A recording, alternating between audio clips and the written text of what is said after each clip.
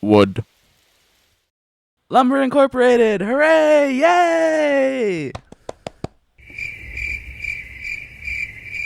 Clap. Now.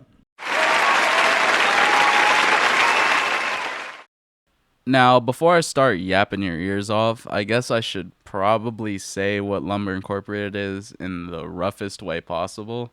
But essentially, this is the latest in a series of Lumber Incorporated games, with the most popular one having been over a decade ago, called Lumber Incorporated 3. But this new version, it follows a similar gameplay loop, which is essentially you gather logs, work together, and you sell them off to make money by putting them onto a train. Now, it's time to get into the specifics. So, in Lumber Incorporated, there are 3 different vehicle progression paths. Those being haulers, forks, and stackers. Now, the more minor ones are cutters, which only has 1 vehicle, and scouts, which essentially do nothing. The life of a hauler is quite simple. Just driving up to the loading area, wherever people are currently farming logs, and just park yourself wherever, and usually the rangers will take care of the rest. And in this case, we have helicopters loading all of us up.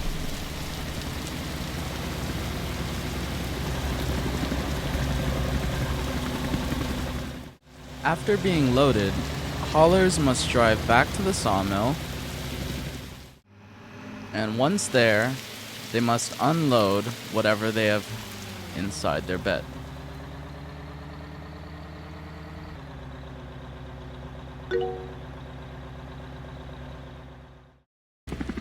Stackers are very simple creatures. They only have 1 goal in life, and that is to put logs on other trucks.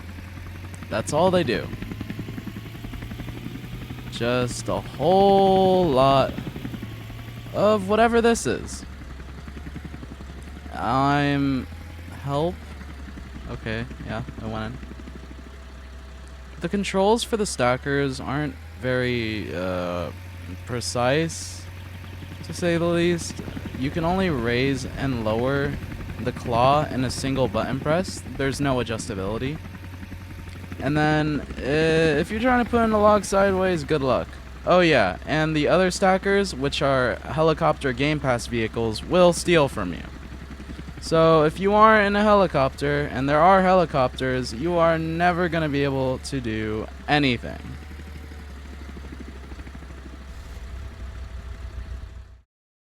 Okay, forklifts. This is by far the laziest class in the game. All you have to do is just sit here, wait for crates to accumulate there, hit collect crate once or twice, and then just go to the train station and just go ahead and put the pallets onto the train.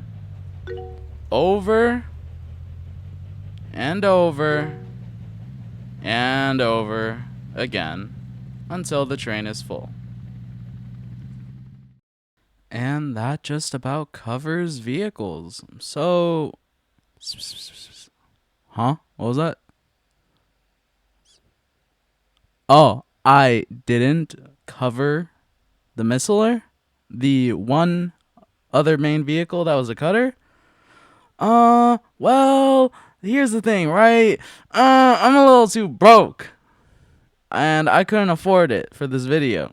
So, yeah, we're not going to talk about it. But essentially what you need to know, it cuts down trees. That's it, okay?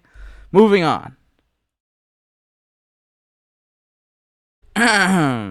Tools. Hand tools, more specifically.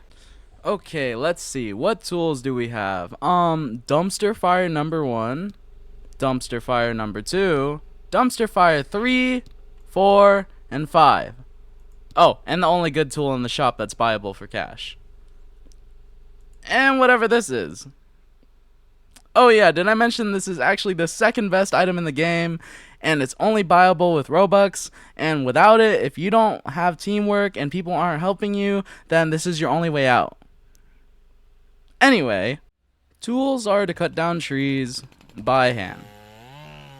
Yeah, that's what they do, and they're just kind of there if you don't have a missler or you're playing by yourself. So, yeah. This is the price board, the bane of every single Lumber Incorporated player. It's about as stable as, say, your grandma without her 3 million crutches, or, say, a man who was just spun in a circle 300 times and then was asked to walk across a tightrope. If you load just a few logs from any single area, the price of it will fluctuate up and down, usually pretty fast. Within like 5 minutes, you can absolutely destroy any single tree type's value. Problem: most new players don't know this, and instead, they will end up getting screwed over because almost all of the newbies will be farming oak. Only oak. And because of the sheer amount of oak they'll be bringing in, it's usually worth nothing. The only reason this server is okay is because people aren't farming oak, and we have rangers, so we can go after the nicer trees. But yeah, basically, the more tree you get, the lower the price. The less tree you get, the higher the price. It sucks. I hate it. Anyway, that's it.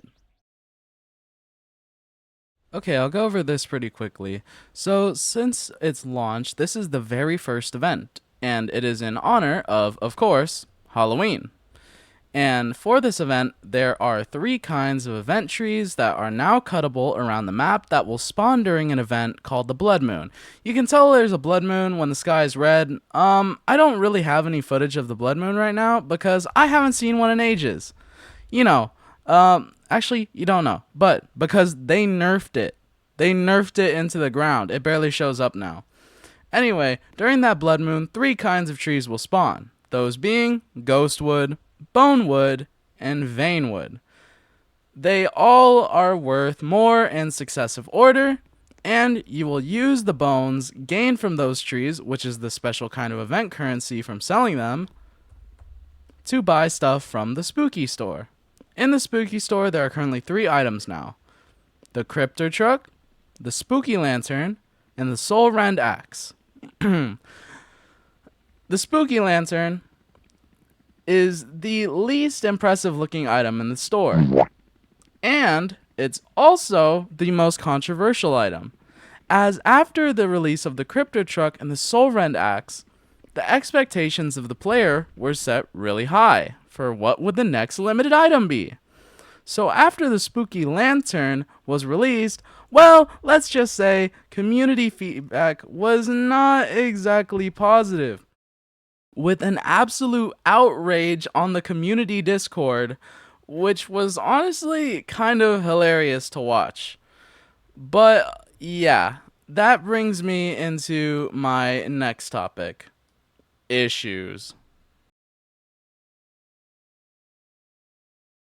I'm just gonna scroll through here, and then I will make my final comments, okay? Are you ready? This is gonna take a while.